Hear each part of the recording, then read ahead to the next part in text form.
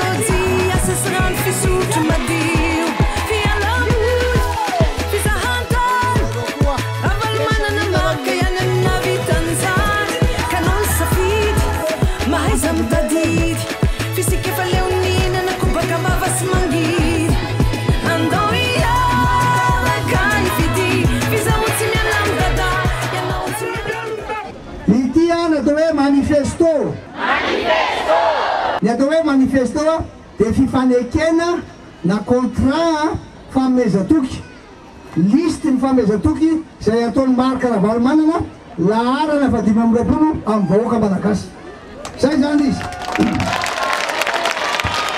Dada mpanangana amboarina indray ny lalana eto Madagasikara.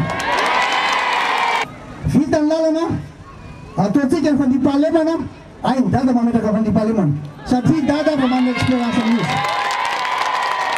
Tsy maintsy arovana ny olona iray sy ny fananana na ankizy io na lehibe tsy maintsy arovana dada daholo zay mandada ny dada. Eo amin'ny fahasalamana horaisina amin'ny tanana manomboka zao ny toeram-pitsaboana rehetra sy ny karakarana vahoaka.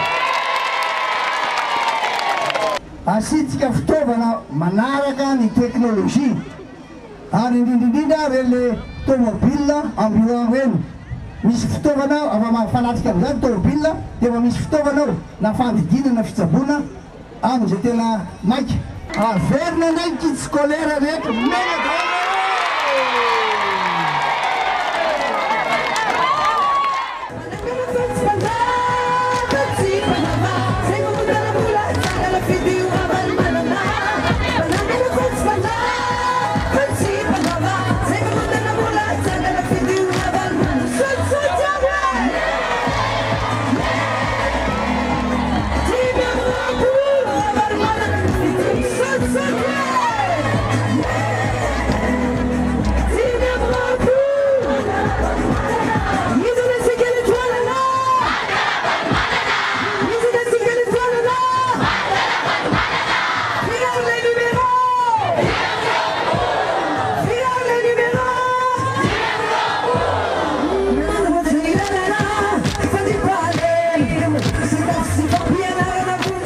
Panangana fatsy mpandrava isika.